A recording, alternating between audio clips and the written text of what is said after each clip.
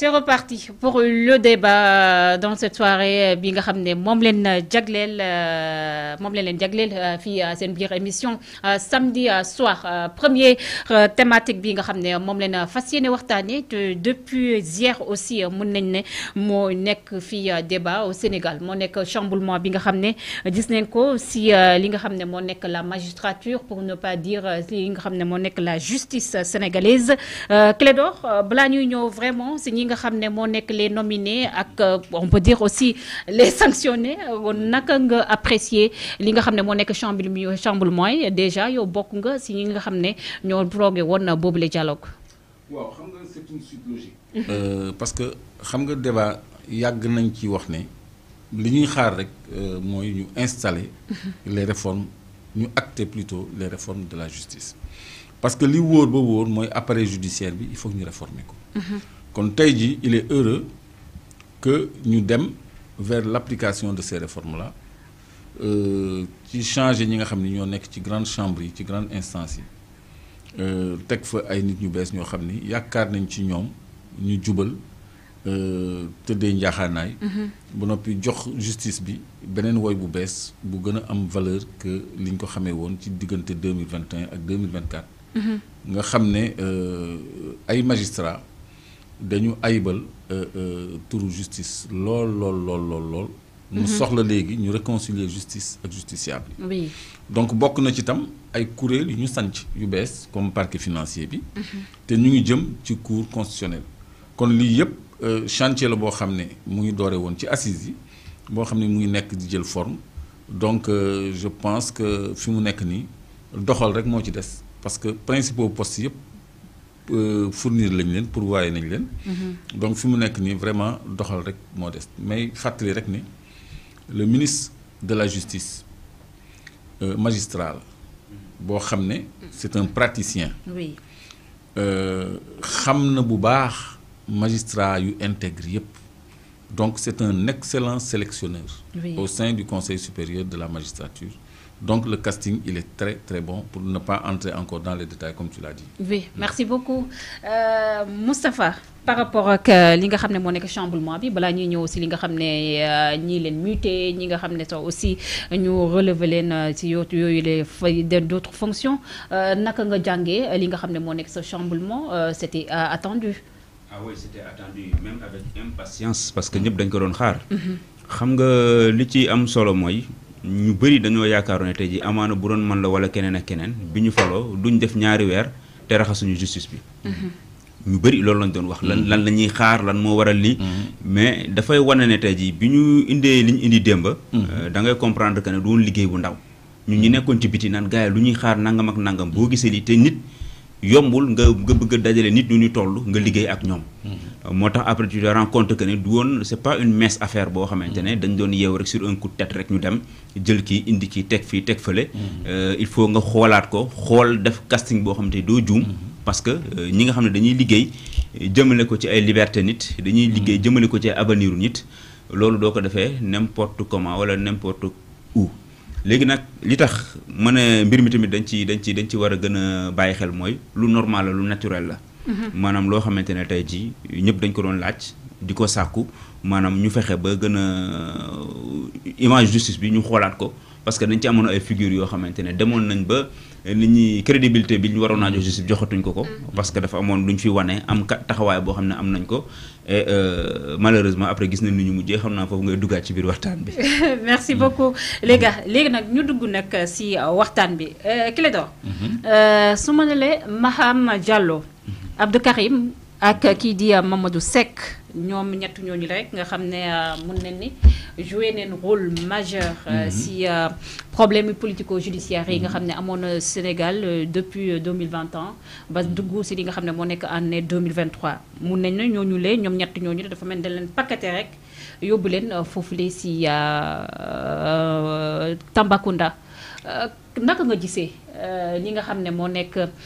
mun nañu wax carrément sanction wala sax le fait que ñu muté leen yóbbu leen Tambacounda loolu ça renvoie à quoi Clédor. waaw da nga ciy boole ki sant Diouf. El Hadj Issa Ndiaye ils sont 4. non moom 5 lañ. 5 lañ moom xam naa ñi nekk Tamba lay wax. non ñi nekk Tamba non attends des gens qui ñi sont nekk Tamba 5 lañ. yaa El Hadj Issa Ndiaye bi nga xamante ne moo ko condamné ci affaire Adji Sarr 5 lañ. El Hadj Issa Ndiaye moo condamné ci affaire Adji Sarr.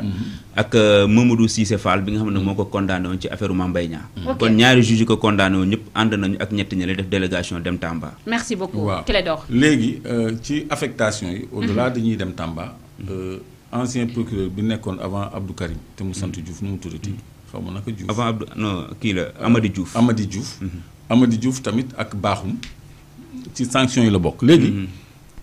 magistrat yi nga tudd waa Amady Diouf. magistrat yi nga tudd Amady Diouf magistrat yi nga tudd. lii ñu leen def nii ndax sanction la moi je dis première sanction la. am na beneen bu gën a saf. en tout cas première sanction la. oui. mooy ñu dindi leen ci fa ñu nekkoon. parce que Maham Diallo ñëpp xamoon nañ dossier Adji Sarr bi c'était un dossier boo xam ni amuloon matière pour ñu renvoyer ko devant une juridiction de jugement man dans les plateaux j'étais convaincu te dama ko doon défendre ni le juge amul fenn fu mu sukkandiku pour mën a renvoyer dossier bi devant la chambre criminelle parce que amul matière le gynéco témoin à décharge l'enquêteur témoin à décharge les témoins tous les témoins étaient à décharge le rapport de la gendarmerie à décharge Mamour Diallo ay audio yu fuité yi wane carrément ni moom moo tëgg affaire bi te kenn entendre ko à décharge Adji Sarr lui-même qui est venu qui a menti là-bas à décharge bu noppi amul benn élément ils ont parlé de photos de vidéos de n'importe quoi yàq der wax au finish rien du tout mais comment un dossier aussi vide nga mën ko renvoyer devant une juridiction de jugement moo tax ba mu demee foofu parce qu'on est obligé de faire un petit rappel hein. Oui, c'est important. ba mu demee foofu ëttu attekaay bi mais mënul poursuivre sur la base de ce dossier là ñu bàyyi délit boobu viol ak menace de mort avec 2 pistolets xaw ma xam nga léegi ñu mënuñu poursuivre ci délit boobu Issa Ndiaye boobu ci inspiration procureur parce que daf ko ni woon boo mënul poursuivre nga toppee leen ci lii mën nga explorer détournement xaw ma corruption de la jeunesse et le gars tout bonnement il donne 2 ans pour corruption de la jeunesse résultat dëkk bi tàkk on est le 1er juin décision de justice moo taal dëkk bi décision de justice su Issa Ndiaye boobu sur inspiration de ce procureur là moo taal dëkk bi mu am plus de 80 morts entre le 1er et le 5 juin man mii ci victime yi laa naroon a bokk. oui ci naka non loolu je peux le dire maintenant parce que. si naka noonu ay nervis yi ñu ma doon wër et j'avais de bonnes informations. te jóge naa Ziguinchor ñëw Dakar ba le 5 le 7 ma doog a dellu donc ci la ñu liquider ñu bëri. dañ la doon wër pour faagaagal pour liquider ma ànd ci y a des gens qu'on a jetés en mer hein. Y a des gens qui ont disparu. Kër Massar ay pick-up yu weex ñoo doon ñëw di jël booy di yóbbu ay gros bras yoruñu carte yoruñu dara beaucoup ne sont pas revenus ñu bëri après dañ leen gis ci géej gi naan am na ñoo xam ne ba léegi gis ñu leen donc drame yooyu fi amoon te APR préparé ko avec ces pick-up yi mu rangale woon buntu permanence am distribué nervi yi yore ay armes di tirer loolu yëpp décision de justice moo indi ce carnage là. muy Issa Ndiaye boobu.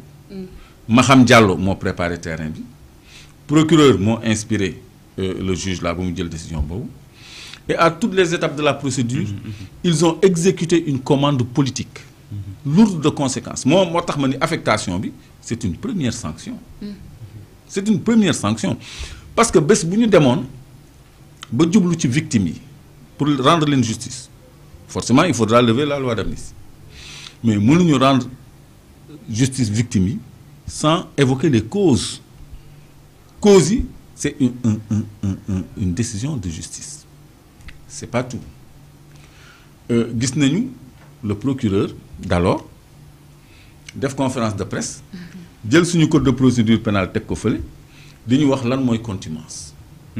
que contumace bi nee nañu buñ ko jàppee affaire bi ndërmeelu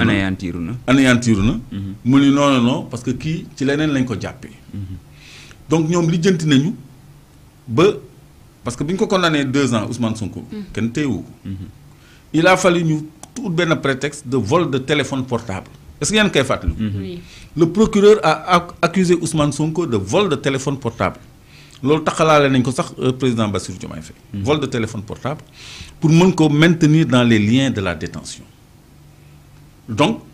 et ministre Ismaïla Madior Fall moom tamit professeur de droit titulaire de chaire ñëw di joxe une interprétation du contumax boo xam ne dañ ko arrêté di nuancer le droit notre code de procédure pénale nga xam ne dañ ko bind noir sur blanc ñu jàngul droit bi ñu leen ko liiralee dafa leer ne ku ñu condamné par contumace bu ñu ko jàppee pour autre cause sax contumace bi wadd na léegi ñooñu est-ce que ñooñu ñoom la ñu fi war a bàyyi pour ñu rendre la justice est-ce que bu fekkee ni dañu bëgg réconcilier justice ak justiciable ñooñu lañ fi war a bàyyi ñuy doxal non donc non seulement seen affectation bi ça s'explique mais le fait que ñu yóbbu leen fu sore sanction la et moi je dis que c'est une première sanction parce que devant l'histoire je crois que tout le monde devra répondre de ses responsabilités parce que gis nga dans les régimes dictatoriaux des régimes militaires Bokassa bi muy daanu 6 élèves la ñu reyoon 6 mais nous on a dépassé la centaine de morts yoo xam ne dañ leen filmer nii en direct pour la plupart loolu c'est beaucoup plus grave que certaines dictatures militaires en termes de victimes sans compter les blessés les milliers d'emprisonnés et les exilés gouvernement boo xam ne président bi ci kaso bi la jóge premier ministre bi ci kaso bi la jóge ministre des transports ci kaso bi la jóge ministre du pétrole des mines ci kaso bi la jóge directeur yu bëri ñoom Fadilou Keïta ñoom ñëpp ci kaso bi lañ jóge Ngagne Demba Touré exil la jóge mais rescapés yooyu ñoo nekk au pouvoir à cause de cette répression d'un appareil judiciaire sur commande qui exécutait des commandes moo tax affaire bi njàpp bu ñu ko jàppee sur le plan affectation sanction c'est beaucoup plus grave parce que li xew dafa mel ni dañ koy fàttali xaw ma ndax gis ngeen filmu Xalaat TV bi mais ça réactualise la gravité des faits qui se sont passés effectivement ñi ko seetaanul nañ ko dem seetaani parce que c'est dommage que mënuñu ko teg ci plateau yi parce que y a des aspects yoo xam ne bon mënuñu ko teg ci plateau yi mais ñi ñu cité ñii ñëpp ñoom ñoo dugal dëkk bi dans une instabilité boo xam ne